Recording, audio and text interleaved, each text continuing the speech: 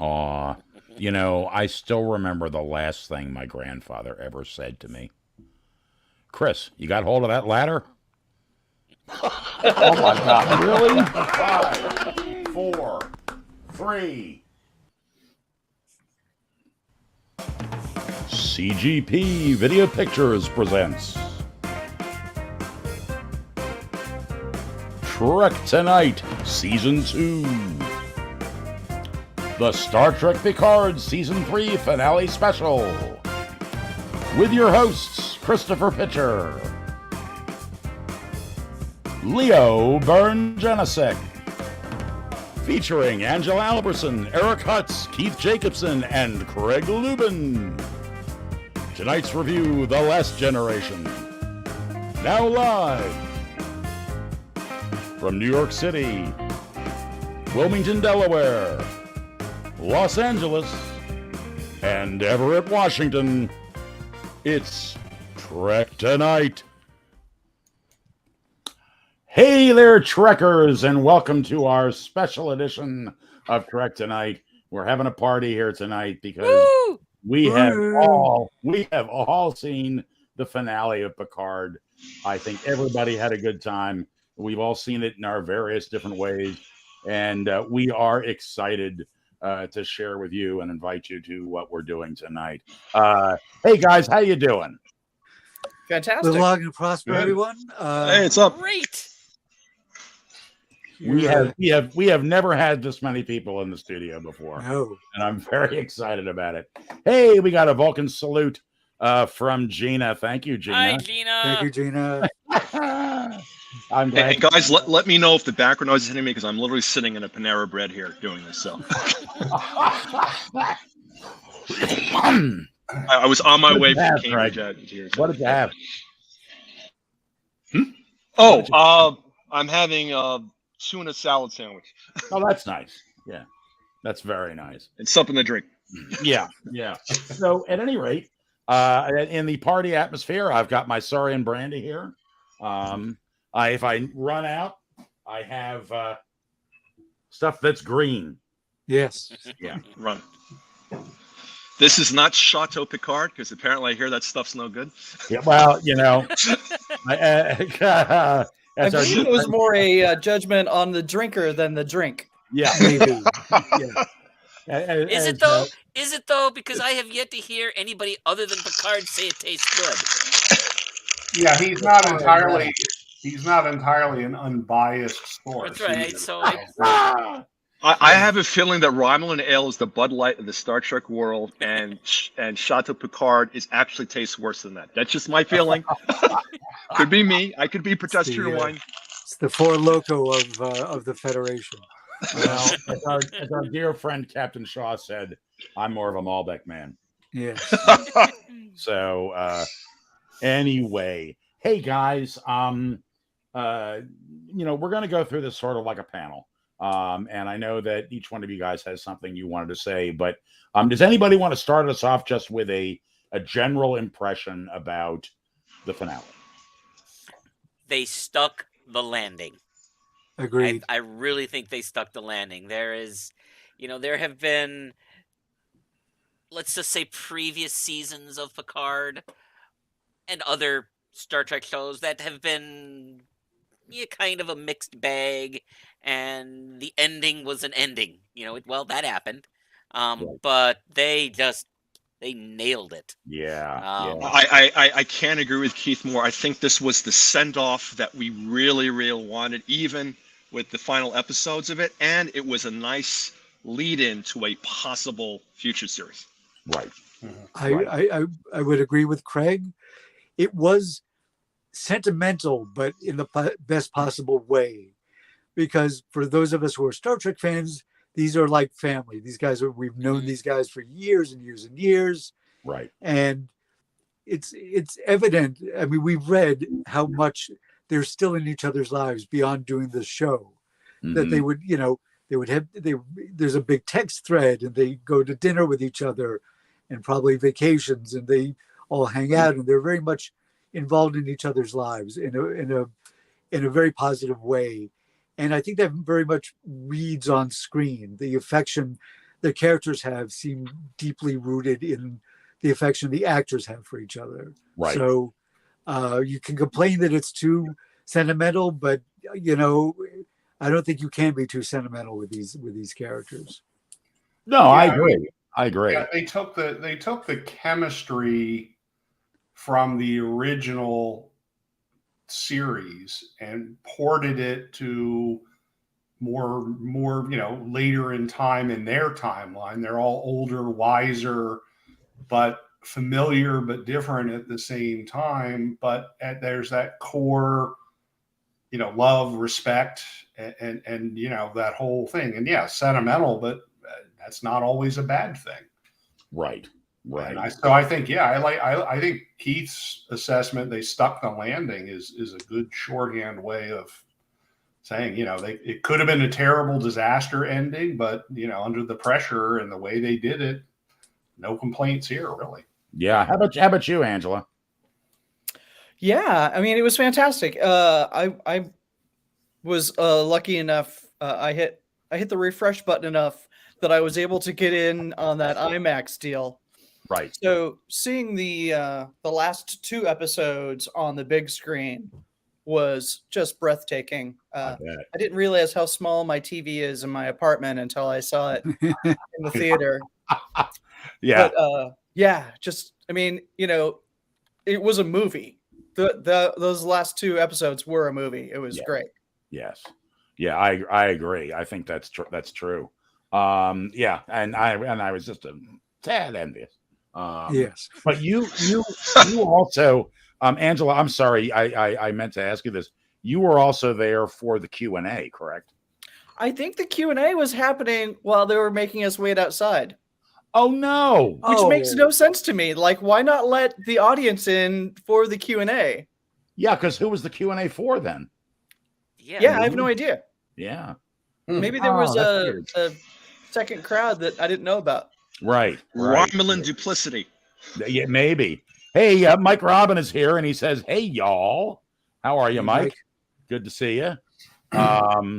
Yeah. So, all right. One of the things that we did was I asked everybody to come up with something they wanted to talk about. Let's see here. I'm going to look at my list. Keith, you were talking about the when the cube lowered its shields. Do you want to talk on that? Sure, because I know what answer I want to have to this question. Okay. But it's a little unclear why the cube lowered the shields and quote invited them in. Personally, I was thinking, was there just some small part of Jack that was aware Enterprise was there, right, and was lowering the shields in the hopes that they would be able to rescue him? Or did the Queen invite them in because she's evil, and that's what evil creatures need somebody to gloat to? Right. It was a little unclear to me why they would be doing that. I want to believe it was Jack. Okay. That's what I want to believe, but I don't. Anybody have a thought on that? Yeah. The urge to gloat, never underestimated. Yeah, I'm going with gloat. Well, it's also like an arrogance. She has this arrogance, and she wants it's partially to gloat, but also to really drive it home to Picard that he's lost. Right. Not only has he lost his son, she doesn't need him anymore, and she wants to let him know he was once like prized, held in great esteem amongst the Borg. Now he's nothing. Hey, he's been you know replaced. what, guys? I just noticed somebody who popped into our studio. I'm going to bring him into the show. What? Whoa! What? Holy shit! Look who it is. He's alive. Not according to my title. You made 7 of 9 cry twice. Well, you know what? I think she lucked out in this deal. Oh, how's that? I mean, she continues to live and breathe. Yeah. So if she shed a few tears, she lives. Feel so terrible for her. And by the way, Mr. Stashwick, I apologize for getting you killed. That was on you? That was on you? It is. Blame me. Blame me. Yeah. Great talking with you all. Have a great afternoon.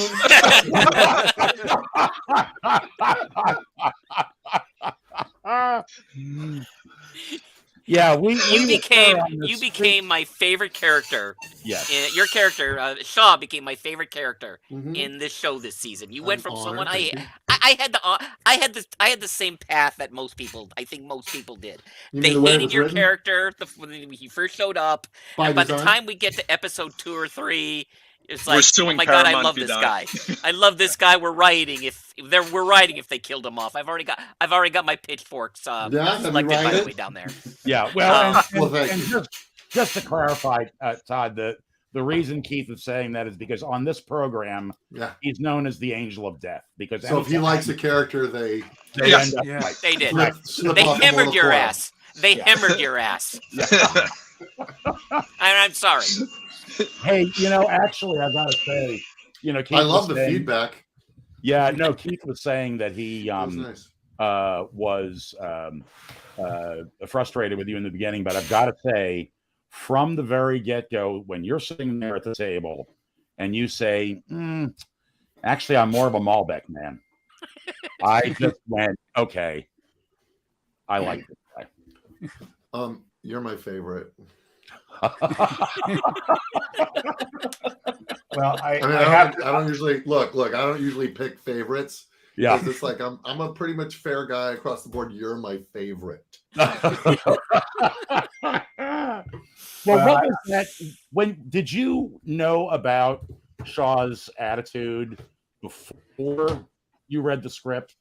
Well, yeah, you know what? So here's the Cliff Notes version. I had worked with Terry Metalis on 12 Monkeys for 4 seasons, and so he had been kind of wrapping his mind around my voice and my sharp and shutter skills for a while. Like, they knew the kind of thing that I do and what I bring to the buffet. And so I think when they were shaping what they wanted this character to be, somebody that could, as I've heard, the first Gen X captain, who's just not impressed, and for big fat reasons. I think they wanted to have a character that could stand up to these guys, but with a level of irreverence and with a soupçon of humor. Right.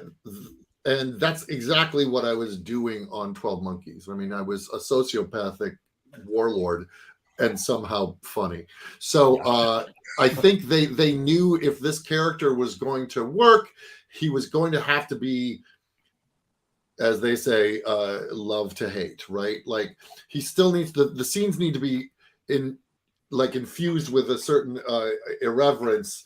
Otherwise, he's just an asshole. And so I think when they're writing this, apparently, as apocryphal or not, but Terry says they were calling him Captain Stashwick in the room before I was even hired. And so then he came to me in August 2021 and was like, so we got a great part for you on season 3 of Picard. We're writing it for you. And I said, that's awesome. I can't wait to get to see who gets to play it, because that just never works out in this town. But thanks for thinking of me.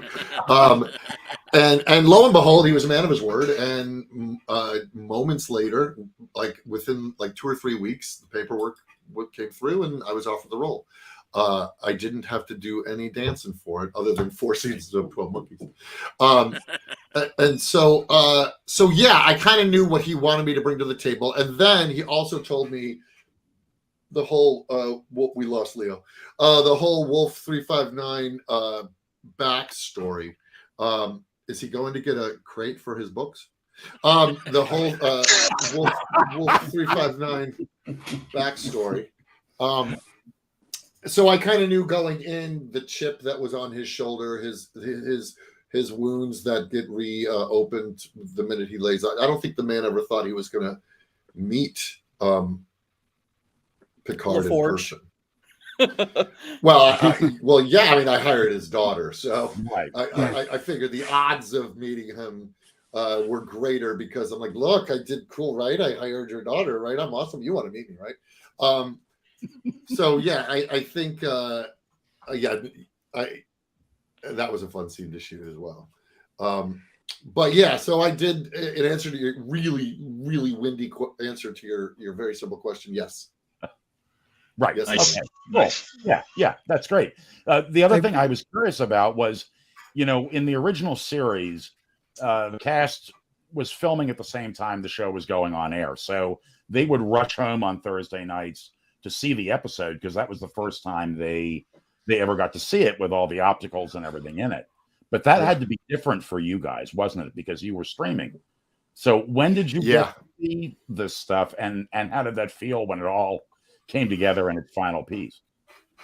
Well, again, so Terry Metalis is a dear friend of mine. So, and he can't help himself if he has his laptop and he has dailies. So he's often like, "You want to see something? You want to see something? You want to see something?" So I was getting pieces broken off for me along the way. But I will say I had not seen the only episodes I saw from the rooftop to the basement were episodes 1 through 4 because I had to watch them before I did the Ready Room, and then everything else I kind of watched when the audience saw them. I had seen scenes and sequences and effects and musical cues and stuff. As a fan, what did you think of the set recreation of the Enterprise D? First of all, did you get to check that out? What did you think? I just posted a picture of me sitting my ass in the captain's chair because he sit his ass in mine. Awesome. Yeah. So yeah, I did. I snuck on set. So I did get to. I got to walk the carpet. It was great. I mean, it felt exactly what you think it'll feel like. I mean, it feels like home, Right. And then walking up to that plaque and what I thought was beautiful about how they shot that scene is they were surrogates for us in running their hands along the consoles, just the bridge porn that they did so that we all could just kind of drink it with them. And so gives us the time to have all the feels that they were all having. Right. And we were all still it was the emotional down from Shaw had just been killed to now we're going to this thing. So it was the roller coaster of emotions. Yeah. And I think and Terry also did this a very similar thing in 12 Monkeys shortly after a very similar thing happened to me.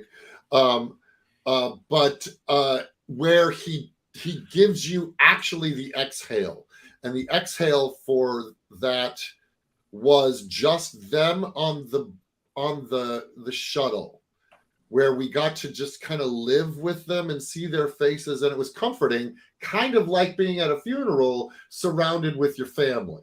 So he does this beautiful thing where he allows you to mourn a loss with the people that you love before he then picks you up and takes you to the next emotional beat.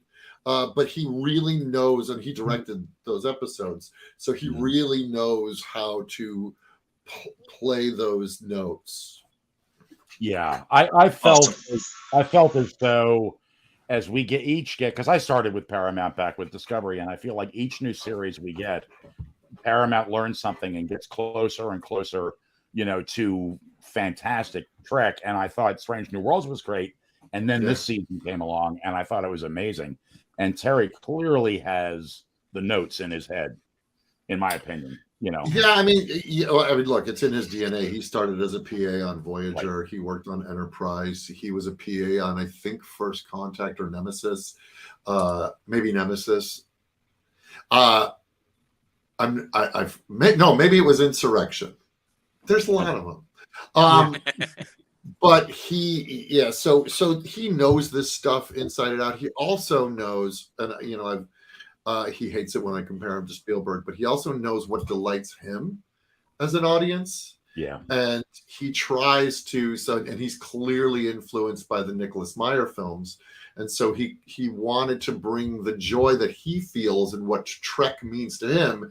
And I feel like this was a perfect marriage of next gen Nicholas Meyer with a little bit of 12 Monkeys in there. Very much. I mean, there was literally a line where he calls it the Crimson Arboretum. Yes. Yes. Fucking shameless. Yeah. Todd. Hey, yeah, Leo, did you have something, Leo? I do. I'm curious because I know you're a tabletop gamer like many of us are.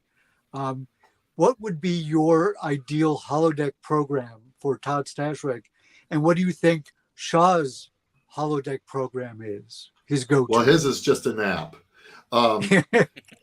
It's just unbroken sleep, where there's no alarm set. Mine, you're like, so D&D for me lives in, I've talked about this in other venues. I'm an old school guy, and so D&D for me is about survivors, not heroes. Right. Like they're more the Fellowship and less the Avengers. And so my D&D is much more Tolkien-esque, much more Crow, much more Hawk the Slayer, much more Rankin and Bass, Hobbit, Excalibur, and more modern references would be like the Northman and the Green Knight, where magic is rare and weird and the elements are harsh and you're lucky to get out of the dungeon alive, as opposed to I fly 15 feet in the air and I cast 1,000 things. So it's probably much more, it would be the Prancing Pony, it would be the Green Dragon. It would be the Shire. That's what my holodeck would be. Cool. That's excellent. Do you want, it's interesting. I was poking around on Nerd Circus the other day, and do you want to talk a little bit about that? Because why, sure. Yeah, it looks really cool. It was a labor of love started during the, oh, look, an inspiration coin.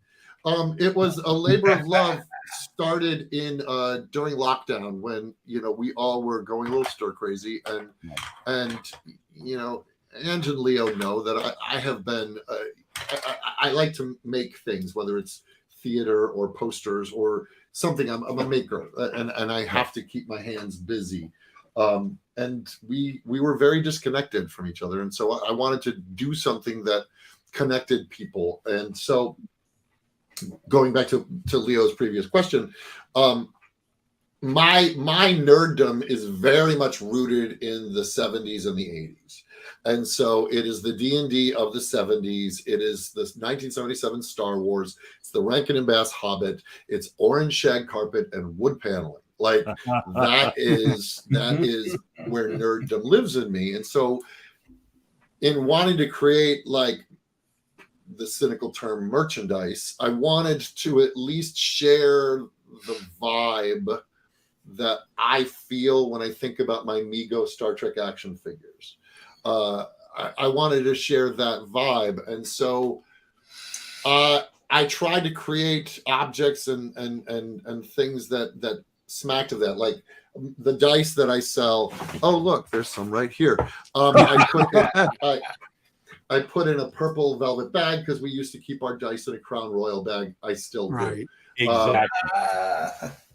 And then the dice themselves, I wanted to look like lava lamp globules because we always had lava lamps. Yeah. And then I created literally a dice box with this artist named Charles Thurston that is a basement. It is wood paneling with orange shag carpet in it. And then I created T-shirts inspired by some of the nerdy shows that I've been on, Supernatural and 12 Monkeys, and I think a Shaw shirt may or may not have dropped today. And then I met a kindred spirit by a man named Brandon Cleely, and again we were playing a lot of D&D online, and he was a 12 Monkeys fan, and he was an Imagineer. He's a former Imagineer. Oh, cool. And he was a fan of 12 Monkeys, and he was doing these broadcasts. He has a site called traderbrandon.com. And so he was kind of my Sherpa through the third market geek space, right? And so, but he had a lot of tiki stuff. And we got to talking, and he had never played D&D. He plays like Fireball Island, and he's played a lot of games. But I'm like, dude, I got to teach you Dungeons and Dragons. And he's like, we'll do that. Yeah. So I taught him D&D, and then we were Zoom gaming. And I said, you know what? Since, again, we're all in these separate places, we have to do something else to connect us. So you know the world of tiki. Let's create a cocktail that is inspired by this week's game. So, Goblin's Wrath or whatever. We named the cocktail that, and he would create a really cool graphic for it. And we would just email it to the group and say, hey, everybody, let's all make this cocktail, and then we'll raise a glass before the game, and we're all tasting literally the same thing. And people were into that. And we did about five or six games. And then we're like, I think we're onto something, because the players were really digging it. And I said, well, what if we made a book for people? And he's like, I like that idea. So then we kickstarted this book, and ended up pre-selling like 1,000 copies. And apparently the Venn diagram for people who drink and play Dungeons and Dragons is just a complete circle. I can vouch for that. Yes. I'm shocked. I'm absolutely shocked. Yeah. And so we made this book, and Brandon is an amazing art director, and we hired some really great artists. And I say that because my son is one of them. And there's a lot of just lovely artwork in it. Oh, how cool. Yeah. And this artist, Julia Madalena, did portraits. So there's a narrative. Come on, baby. There we go. Oh, nice. So there's a narrative that I did all the narrative. And so there's a narrative in the book that pulls you through each section of the book. So there's like rum and tequila drinks. And then there's gin and vodka, and then there's the whiskey drinks. And so each chapter has a story, and then that all pays off at the back with a playable one shot with maps, and nice. that basically carries the story of the book into a game. And I wanted to sit equally on your game shelf as well as your bar. Right. And people were able to, for the Kickstarter, people could name a drink after their character, after their group, after their team, after their party. I love it. And it was just a whole lot of fun. And we want to do a second book. And ready for this? Here's the title: Unearthed Barcana. Nice. Come on! Come on! Inspiration point. Yeah. Yes. Exactly. Yeah. Well, and I love that. I mean, the cover has that gaming source book look to it too, which I think is Yeah. And so we got a cease and desist at one point from Dungeons and Dragons, because we had originally D&D at the top. Oh. And they're like, no, you don't. Nope. right. Yeah. You don't do that. So anyway, so the Nerd Circus then became just a landing pad for me to create shit, and hopefully people dig the things that I dig, and or they have a relative that does, and go there and have fun. I mean, it's all. Man, that's the way to go. I live in the Alan Watts space of the reason for existence is play. This is why we are alive, is to play.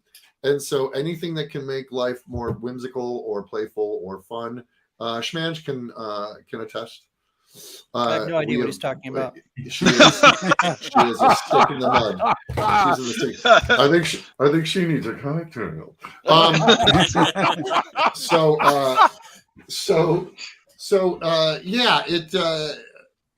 It's just a celebration of play, so much, and that's why I called it the Nerd Circus, is because between the kinds of shows that I've done and what I do in my spare time and my passions and my collections, my life is a nerd circus. So it comes from a really organic place. Yeah. Yeah. I have a friend of mine who has the unable task of trying to bring the concept of play to the corporate world, which is both commendable and horrible to see it fail. All at the same time. I'm in the middle of a Panera Bread, and the damn coffee machine's having a feedback attack. Sorry. Yeah, we get everybody here. Hey, it's gonna assimilate you. Yeah, exactly. It's Borgified. No, I know how you feel because I'm surrounded by all of my Trek toys in here. But Angela, do you have anything? I mean, I know that you know Todd really well, but did you have anything you want to ask? What did we miss for the 2 hours that we were waiting outside? Oh yeah. Was that the Q&A Oh, part? so what had happened was the Q&A went long. So they didn't, just like yours, it took them a while to get the room sat. So the actual screening started late, and then after the screening, it was a Emmy Academy FYC screening of the 2 episodes that you watched, and that the Q&A went long, and so they weren't able to get you all in there until they got all those people out of there. That's what you missed. Oh, okay. So that was for your consideration, folks. Yep. Excellent. Yeah. All right. Yeah, cool. Well, that's a worthy cause. So you missed a lot of people going, it was great. It was great. It was great. Wasn't it great? It was great. It was great. Yeah. We had a great time. Yeah. You missed a lot of that. You're great. Yeah. You're great. No, you're great. Yeah. I had so I'm standing in line. I went by myself, but I was surrounded by my family of Nerds. Picard fans. And people started doing the, if we leave now, by the time we get home, we can stream it from our sofas. Hedging their bets. Yeah. Oh man. But so great that you were able to jump on with us. Thank you. Oh yeah, I really appreciate My it. pleasure. I So, really. are you ready for this? Gotta ask I this am question. going- Okay. The Okay, rumors question? on the internet of your character coming back are huge, right? Like And basically they are just that. And they're Ah! I mean, I don't know. I honestly don't know anything. yeah. They haven't told us nothing. Right. I think that the reality is they have a very full platter that they have to tend to currently. With Yes. Strange New Worlds, with the Michelle Yeoh films, and with Starfleet Academy. Like they have a lot of Trek to make. Yeah. And so, Gotcha. if they're going to take us into a forward place and then figure out how to science fiction me back into the story, those are conversations that are far beyond my purview. Right. Right. Yeah. Well, is That it was hoping. science fiction you or just cue you back in? That's science fiction. Bum, Man. bum. I think there's a million ways that I had made the joke. I said we should put out a little video of In Memoriam and show Spock's death and Data's death and Picard's death. It's like, we are our lives are beholden to plot. So if plot dictates, I am Aragorn and they have my sword. And Yeah. they want. Yes, the fortunes But of plot. if all I ever got to do was Enterprise and these episodes of Picard, Jesus, what an embarrassment of riches. Oh, I know. Really. Yeah. Todd, you were going to say Awesome. something a minute ago. It was probably pretty profound and quotable. Yeah. Sorry. That was- Lubin! I don't remember, which means it was vital. Oh, I was going to tell you something fun. So I don't know. Has everybody here seen the finale? Oh yeah. Oh yes. Yeah. So you heard who opens the finale, the second half of the finale, right? Yes, opens Walter Koenig. episode 10. Yeah. Right. Yeah. So he lives around the corner from me, and he doesn't have Paramount Plus. So guess where he's coming tonight to watch it?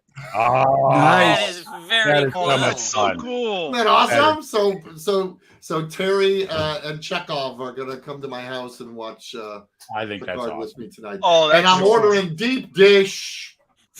Yeah. Because you're from Chicago. Yeah, I get it. Yeah. It's a casserole. I love to listen to my arteries slam shut. I am not a party to the pizza wars. I'm so thrilled that people are tribal about where they eat their pizza. Oh, I know. I'm just cheese crust. I actually like crust and sauce. It's going in my mouth hole. Right. I don't care at what portions you assemble those cheese crust and sauce. It's going in my mouth hole. That is funny. Awesome. But thanks for inviting me, Schman. Oh, and thank you so much for coming. Thank you so much. Thank you for coming. Look, I'm going to do the thing. Nice I'm meeting doing you. The thing. I'm doing the thing. Yep. Enjoy, Thanks, enjoy. And if your listeners out there, if you're looking to scratch that Metalis itch after this, watch 12 Monkeys on Hulu. I will. Because it's a Star Trek show. Right. If you break down the component parts, you have a captain with Jones, you have a bridge, which is the time machine, you have a crew that are sent on away missions, but they're not planets, they're time periods. And you'll see a lot of spoilers. Not spoilers, Easter eggs that were in 12 Monkeys that are in Picard. Yeah, cool. Lots. Nice. He can't help himself. Cool. All right, friends. My wife sends you a bunch of Nice. salutes So nice there to in the meet you. bottom of the screen. I send it back to your wife. Bye, Gina. I see you in the corner there. Bye, friends.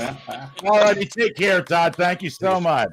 And what a great time. Oh my That God, was that wonderful. was fantastic. That was cool. Wonderful. Yes. And what a great time to go to commercial break. We will be back in just a moment.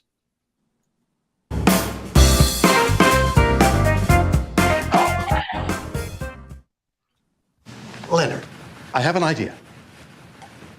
We can both be Priceline spokesmen. Two spokesmen. You talk about one way of booking airfare, choose your exact flights and times from a list of low prices. I talk about the other way. Name your own price, save even more. Hey, the choice. Two ways. Sounds logical. But no. But I was here first. Priceline, the best choice in travel. Let's contact Steve. Check. It's the Star Trek Command Communications Console for use with a Star Trek communicator sold separately. Each uses one 9-volt battery, not included. The Command Communications Console has a multicolor phaser light screen. You can broadcast up to 1,300 feet, and there's a Morse code key that you can buzz out loud or broadcast to the communicators. The Star Trek Command Communications Console. Communicators sold separately in pairs. From Mego. Stardate 2045. Crew overcome by strange alien virus. Accents changing. Bodies warping. Stomachs rumbling. What now? Now, Captain, we hit the hut. A Star Trek Cup, kid soft drink, cheese and tomato pizza, all for $2.99 at Pizza Hut. Bring on warship approaching. Impact imminent. Red alert, red alert. For a Star Trek Cup, hit the hut.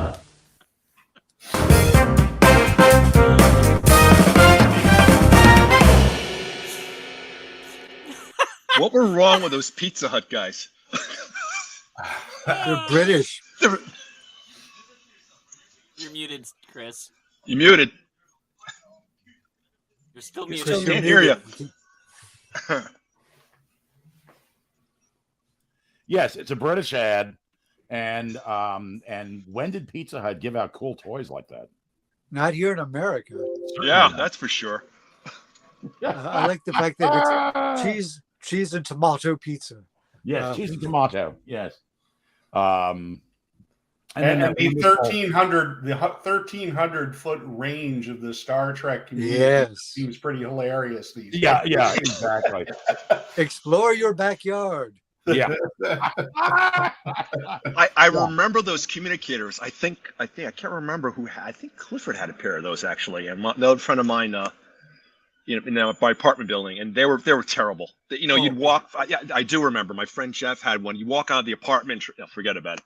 Yeah, Listen, yeah. There's no they look cool. Walkie-talkie that is anything less than terrible. Yeah. I had a set of like Radio Shack walkie-talkies, and they barely had any range. Right. So Right. I was always so excited to get walkie-talkies, and they never lived up to their promise. Never. Yeah. Yeah. You had to hot wire them later on, and then you get the good range on it. Swap out the board basically. But Picard did live up to the expectation. Yes, it did. And let's get back into the program again. Angela was greatly responsible for Todd showing up tonight, and I really appreciate it. Thank you, Angela. Yes, sure. It was the long con of being friends with them for 25 years. Yeah, finally get him to be on a show. But that was so much fun. That was really a lot of fun. Yeah, really gracious of him. So, speaking now that I'm talking to Angela, you had something, Angela, you wanted to talk about, and I wasn't 100% sure what you meant, but you said the skeleton Borg and outmaneuvering the young Borg on the Titan. What were you thinking about? Yeah, well, when we first land on the Borg ship on the cube, we're sort of horrified at the state of affairs. Like the Borg are not the fighting crew that we thought they were going to be. Right. It's they're essentially being fed on by the Queen, so it's kind of depressing to see how sad they are. Yeah, I'm glad there are at least a couple of them with some fighting chops for the Worf scene, but for the most part, the Borg is not going to last much longer unless this all comes through. Like, if we could have kept Jack on the Titan for like another few days. None of this happened. Yeah. Right? Yeah. Well, so what do you think, though, that Jack's real role was there? I mean, because clearly you're right. I mean, Jack was integral. Was he the conduit? I mean, what was his real role there? He was the biological transmitter. Yes. They needed him to talk to the bits in people's brains at the transporters. He was the voice of God, basically. Right. Vox, voice of the Borg. Right. And I'm ignoring the fact that the signal traveling. Hopefully, the signal is subspace, not the speed of light, because it would take a long time to go from Jupiter to Earth. But I'm sorry to bring that up again. But well, you are really beefed up that beacon, Craig. Yeah. Subspace is a thing. So, right. Subspace. Okay. Subspace. Okay. So then, but then, Angela, you were then just talking about outmaneuvering the young Borg on the Titan. I mean, so yeah, two different topics. Right. Exactly. It's apparently being assimilated by the Borg is a young man's game, right? So you have to be 25 or younger to be assimilated. So, but if you're old and outside of the box thinker like Seven, you're able to come up with a ray blaster that's also like a transporter beam, so you can take your whole crew that you're trying to not kill, but just keep in a safe place where they can't hurt each other or us, and then block them away until we can like fight off the rest of the battalion. Right. So I thought that was kind of cool that I thought that was clever. It wasn't always the young people that got to play. Yes. I did love the pilot / cook. He's like, listen, I sort of trained, but then my brother had a hernia and I had to work in the deli. And I wasn't sure if that guy was wearing head loaf, if he was an alien or not. Right. Or whether he just had like a really terrible haircut. That just reminded me of so many people just making up excuses not to want to do something, and just listing off this laundry. I loved it. Listing off this laundry list of problems. I thought was fantastic. Yeah, my dog ate my homework. Basically, yeah. Well, he's also like, I don't really know what I'm doing. I'll be honest. I had some training. Yeah. She's like, you'll be fine. And he's like, okay. Yeah. I got to admit, I do like the speech she gives at one point, saying, "Hey, listen, look, we what's below us are our families, our friends. Yeah. We're it. If we don't do this, no more deli, right?" Right. Right. And that was kind of a scary moment. I don't know why it was scarier to me, but when you start hearing all the different Borg voices listing off the targeted cities. Oh, And- yeah. Oh God, and yeah. I mean, boom, boom, boom, Philadelphia, Berlin, whatever. I just was like, whoa, man. I don't know. That had a big thing on it. So, I'm Eric. You had said earlier today something about humor in Star Trek. Now, there's been a lot of great humor in this episode, but what were you thinking about there? I think the humor goes all the way back to the original series. I don't remember much of specific one-liners, but the imagery of some of the classic banter between McCoy and Spock, for example, and that thread has gone all the way through. And I think it also adds to kind of what we were talking about before Todd, joined us, which is, these people all love and respect each other. Right. But at the end of the day, they are individuals with their own unique personalities, and the way they interact, to me, has always been a strong suit in all of the Star Trek shows that I've watched, all the various series, is those lighthearted moments that even when, everything is going to hell in a handbasket, you can still have Riker and Worf sparring, or, Geordi and Data sparring. It just something about that makes you like the characters that much more. And I think, for me, at least personally, some of the best Star Trek series and episodes are the ones where they really mine that kind of interaction. And you have classic Worf Riker dialogue, but then you started to see, Worf and Raffi. You saw in some of the, one of the earlier Picard seasons, Raffi and Seven. Right. You see these different little relationships where it just, to me, it just makes them, I don't want to say more human, because they're not all human, but makes them more real. And I think that's something that has always struck me about Star Trek from day one. And I'm just very happy that. And Eric, what did you think of Data? What did you think of Data pulling a Lando Calrissian a la Last Jedi with the entire Enterprise D? I thought, and having a big smile on his face. Shit-eating grin. Yeah.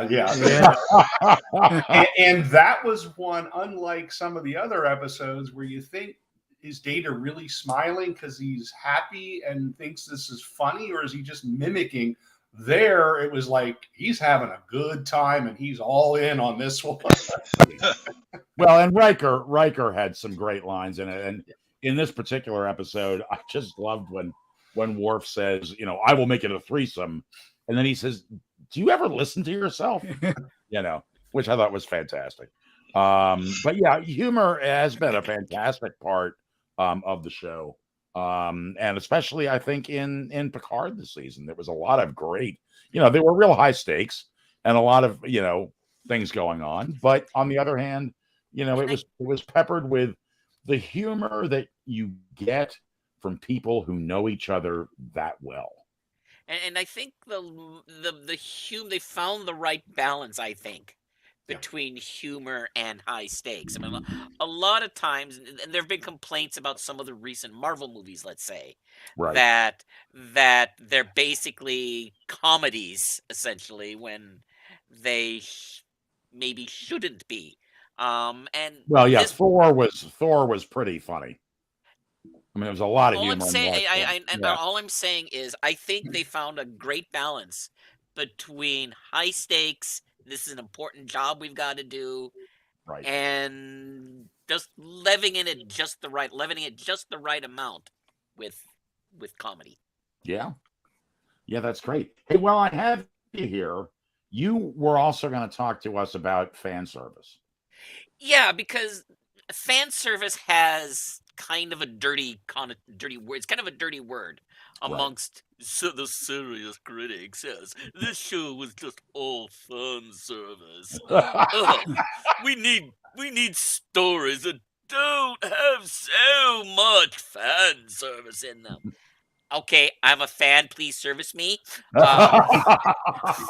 Crazy. Do you listen to yourself, Keith? Nobody should listen to me. I don't even listen to myself. I know that most of what comes out of my mouth is shit.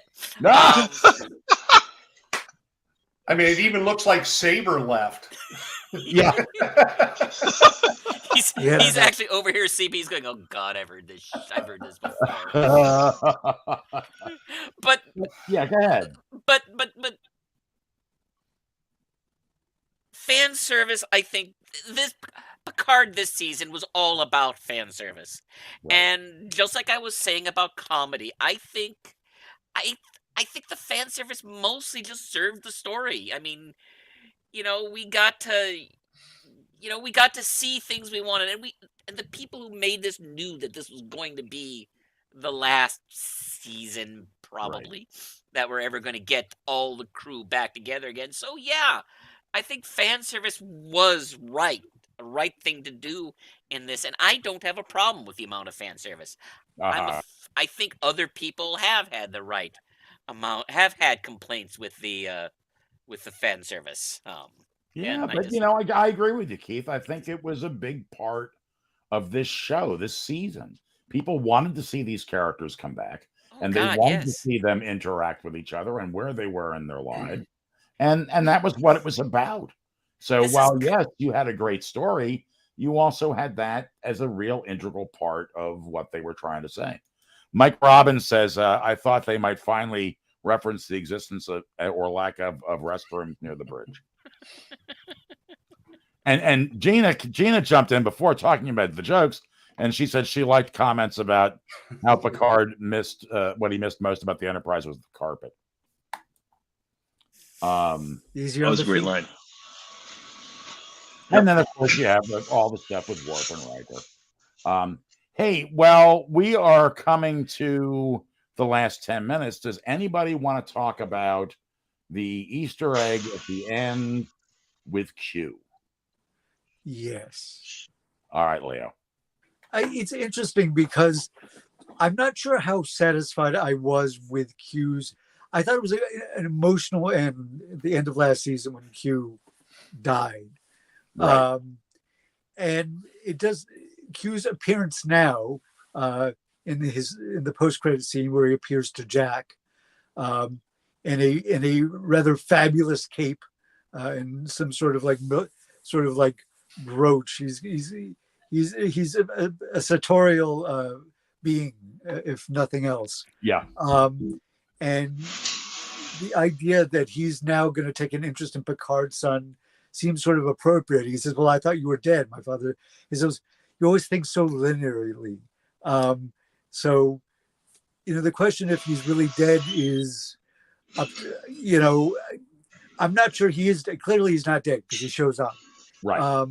And how much of what happened with him in the previous season was for Picard's benefit. Right. Yes. And think about it. If he can come back, that means in Star Trek Legacy, Shaw can come back as the emergency ECH, the emergency command hologram. Yeah, you got it, Captain Shaw.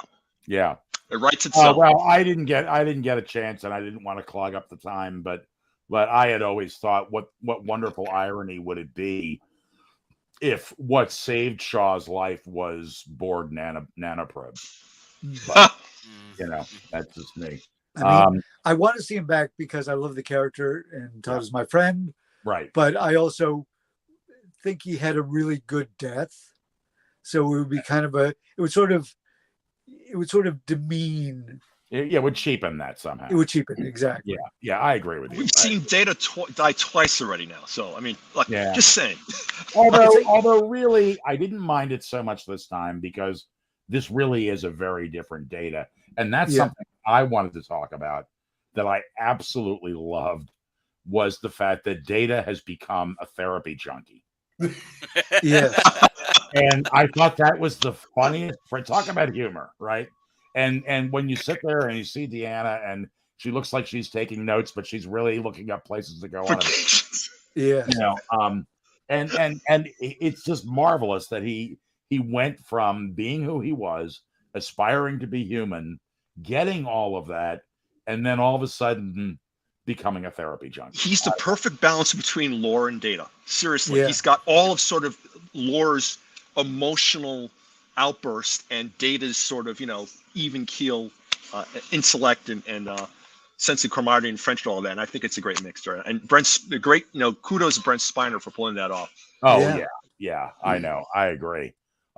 So does anybody else have any last thoughts on the series, on the I'm really sorry to see it go, but it was a fantastic. Yes, I think the last shot of them playing poker together was wonderful because it echoes the end of the original the TNG finale, and it's like I said, there was all that warmth and camaraderie, and the idea that they're shutting down 10 forward. Sadly, we didn't get to see Guinan show up. Apparently, she was off screen giving them side eye, like I want to go home.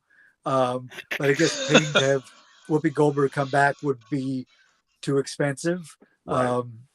But I just love watching them all play cards and laugh with each other and joke. If that's the last we see of those characters, and I suspect we may see them again, they may do a movie, which they intimated during the panel at New York Comic Con. But if this is the end, it feels like a proper send off. Well, and in the end of that, one of Picard's last lines at the end of Next Gen was, "I should have done this years ago." Yeah. So yeah, it was a great callback to that.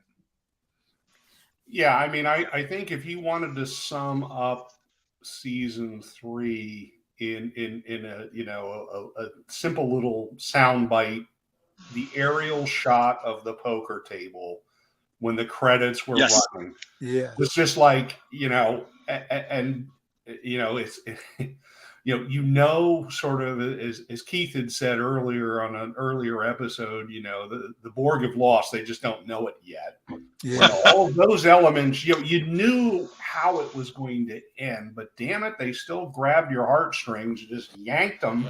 And then that aerial shot of the poker table, straight down. Yeah, that was right from All Good Things. Yeah. And something else, guys, real quick. Talk about I think Todd mentioned the Nicholas Meyer callbacks when I think it's Anson Chekhov. Anyway, the president starts saying, "Don't approach Earth." That was line for line from Star Trek 4.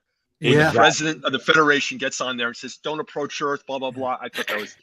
So because I was like, a lot of callbacks to the movies, right? Yeah, I got that exact same thing. I loved that moment. I did Anton Chekhov. That's it. I did like Anton, and presumably he was named Anton Chekhov after Anton Yelchin, who played Chekhov in the J.J. Abrams movies, who sadly was killed in a freak accident. Yeah, he got crushed by his own car. Some weird parking brake malfunction. Yeah. But and I thought that Walter Koenig did a great job with that voice too, because it still, it didn't have the heavy Russian accent that the original Chekhov did. It still sounded like he could be related to Chekhov, which I thought he did a little Russian accent right at the end when he said, right, but it was subtle. It was nice. It was very nicely done. That's so cool. He's coming over to watch it with the Captain Shaw and Chekhov are watching the damn show right now. Terry that's fucking awesome. And 7 of 9. That's perfect. Well, again, it goes to something that I've said all along. And 7 of 9 is Captain of the Enterprise. What's that? Right. 7 of 9 is Captain of the Enterprise. Yes. Which is a perfect segue into a quest, which I don't know if question is the right word, but I want people's take on the fact that they've renamed Titan Enterprise G. Yes. Right. Yes. Which means, does that mean Enterprise F got destroyed? I believe so. That's a good point, Keith. I don't think Enterprise F made it through the Borgification process. Possibly. Yeah, maybe not. Yeah. Although I didn't really. That's a good idea, but that's a good point you make. It is a very good point, and I didn't really think any of the ships got damaged. unless for some reason. Well, no, Chris. There's one shot when the Enterprise D is coming, and you see some ships kind of floating with missing bits. Presumably the space dock. Space dock. Yeah. Presumably space dock was shooting back. Right. I looked at the stats in space. I'm a giant nerd. Yes, I looked at the game. That thing is an armored beast, right? So it presumably it was firing back at some point, and it got a couple of the ships. Right. And, Mike also noticed this, and I heard it too. They had the tricorder noise sound effect from Wrath of Khan. Yes, right, Mike. Yeah, I noticed that. I noticed that too. Good, nice catch. Yep. Yeah. Which also, that was on the Borg ship, and it also sounded a little bit like the motion detectors from Alien. Yeah, that too. It's like true. That is true. You're right, Leo. It definitely had that sort of alien vibe to it because of the dark light and just weird stuff going on. Yeah. Angela, I didn't really feel sorry for the Borg that were being consumed because 7 and 9, notwithstanding, my sympathy for I mean, it sucks to be a Borg.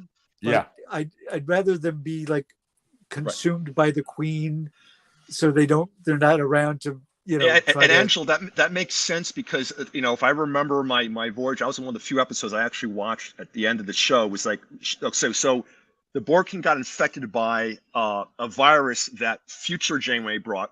Watch the episode if you know what I'm talking about. Anyway, it gets into her system, but it pretty much shut the Borg down. It made them into like a vegetative state. They just started losing the ability to connect with others, and just became frozen zombies. Right. So right. So this takes place 80 years after Voyager. So she was presumably feeding on them for quite a while, and plus they were stuck in the Delta Quadrant, so it might have been a transwarp gateway because Riker mentions that, right? Right. But still, that explained she couldn't move basically. So she that resorted to cannibalism. That was the one thing, and we talked about this a little bit in the green room before the show, because that was the one component I was missing. I didn't remember that from Voyager. So while I knew the Changeling story really well and why they would be pissed off, I didn't really remember the business about the Borg. So Craig filled me in on that, and I appreciated it. Hey guys, anybody else have anything they want to say about the end of this this fantastic season? I'm just going to bookend it with what I said at the very beginning. Yeah. This whole season was fantastic. I enjoyed every minute of it. Yeah. And they stuck the landing. I would agree. Laris we never saw Laris again, which was disappointing because I quite like that character. Yeah. But she presumably was waiting for Picard at that resort, and he never showed up, and she moved on, presumably. Maybe. I don't know. Yeah.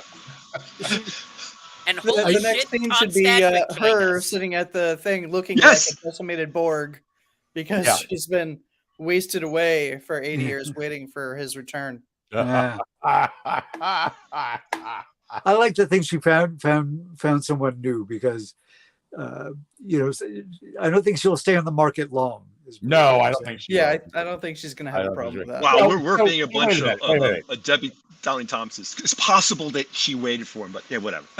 Right. But do you think that he's not going to go back to find her, or no? I don't know. It was a year later. It was a year later. She wasn't with them. That's true. Yeah, that's true. Yeah. I would have liked a little acknowledgement of what happened, but I mean, it doesn't in no way ruins it because I'm wholly satisfied. Well, wait a second. The 1 year later, she wasn't there. Yeah, you're right. You guys are right. Yeah. Yeah. So when we're, I guess it's in the final scene, in the bonus scene, when and I've already forgotten his name. When Jack Crusher puts the photo up. Yes. Is that a wedding photo? That is a picture. It's actually a picture from a premiere that the two actors attended. But it was a premiere of Patrick Stewart and I forgot the actor's name, Gates McFadden at some event. Right. I don't know because they were younger, but I think it was a picture of them when they were younger, and that's why he has it. Okay. But in Star Trek canon was I seem to Am I correct? Or am I confusing alternate timelines here? In canon, is Picard and Crusher divorced? They were or did they just in relationship? All Good Things, when they go to the future, she's his ex-wife. Right. But that was an alternate timeline in Star Trek canon. As far as I know, they had their fling sometime after Nemesis, and then they went their separate ways. Yeah, I didn't. And think she got pregnant with Jack. No, but they were married. Yeah, I don't think in reality they ever married. Yeah. No. Or in this timeline. In this timeline. Yeah. Right. Although who knows now? They could have coupled up. Hey, they could have. Yeah. You know. So Jack is a bastard. They were pretty funny. By definition. Yeah. I love child. All right, guys. I'm going to roll us out of here. Next week, we come back with what are we doing? We starting with the motion picture, Leo? We're starting with the motion picture. We're going to start going through the movies. Right. Week by week. Right. Before the return of Stranger Worlds. Yep. We might have to double up on one of them just because there's one more than the weeks we have.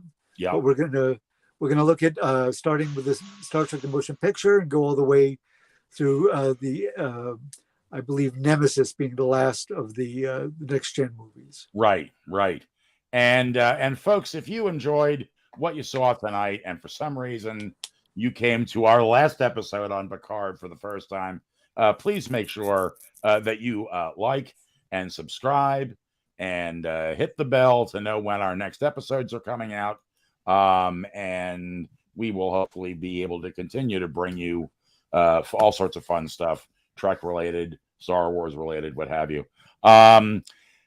Guys, I want to thank you all for being here. I've got Keith here. He's got to say something. What's up, Keith? I just want to make sure we do not forget to thank Todd for joining us. Yeah. Well, that was amazing. Yes, absolutely. What kind of a host would I be if I did not? I was thanking you guys first because you're sitting here. But anyway, I wanted to thank everybody. That was fun. Thanks for inviting me. Oh yeah, exactly. I want to thank you for being here and being part of this special, and also especially Todd Stashwick for being here. That was just really fun. Got to meet him and find out more about him, and I think that's fantastic. Didn't get to. I had lots of fun. It's great seeing you, Eric, and Angela again. You know, hope to see you, Angela, over here in New York soon. Yeah, that I'm in Boston now, but you know what I mean. Well, you are in Boston. Hopefully, we're all going to end up in New York at some point, so that'll be nice.